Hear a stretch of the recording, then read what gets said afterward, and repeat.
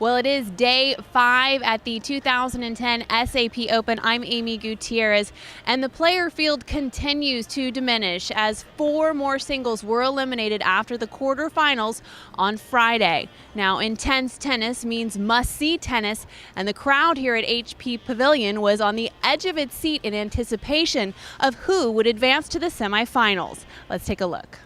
Vying for the final bid in the doubles quarterfinals, Aussie duo Karsten Ball and Stephen Huss squared off against American partners Eric Budarak and Rajiv Ram for the first match on day 5.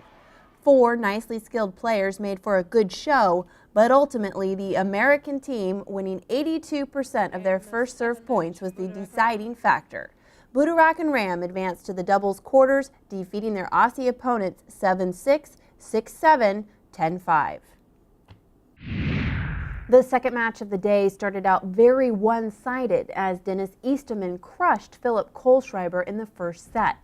But the German completely turned the tables on the Uzbek, returning the beating in the second set.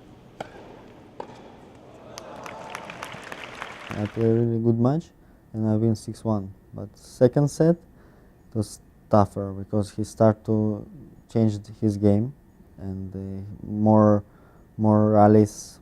He's start to move me more. With a clean slate going into the third and deciding set, it was anyone's guess who would be advancing to the semifinals. But Kohlschreiber couldn't continue his momentum. Easterman moved on to his first career ATP semifinal, beating Kohlschreiber 6-1, 1-6, 6-3. A battle of first-time SAP Open contenders set the stage for the third match of the day session. 2-seed Fernando Verdasco faced the up-and-comer Richardis Berankis. It's clear now how Verdasco has earned his nickname Fever, hotly contesting many of the judges' calls. But the Cinderella story came to an end for the 19-year-old German as the Spaniard's 8-year age difference along with his 9 aces were too tough to compete with. Nonetheless, the 11th ranked Verdasco was impressed with Berankis. What I saw today, that he was serving really good, really close to the lines, and in the best line also, like so solid with forehand, backhand, changing cross court, long line,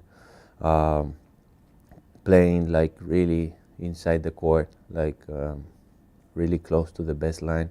So I think that he's going to be a good player. Verdasco advances, defeating Berankis 6-3, 7-6, and will compete in the semifinals against Dennis Easterman.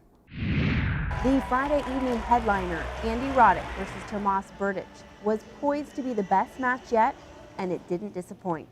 Berdych threatened to take command throughout the match, but Roddick's wicked serve served him well and ended up being the X factor. With his win, Roddick has not yet dropped a set and has now made it to the SAP Open semifinals for the 7th consecutive year. I don't know if that's a good sign or it's just telling me that I'm old. One of the two. A well-fought battle, but Berdych comes up short. Roddick in 2, 7-6, 7-6. After the Roddick win, fans were keyed up to watch polar opposite Americans Big Sam Querrey and spark plug Michael Russell duke it out. Russell, who made a quarterfinal for the first time in his 12-year career, came up short against 7th seed Querrey. Querrey, just 22, has continued to improve his game in his 4 years as a pro and is looking to break into the top 20 in 2010.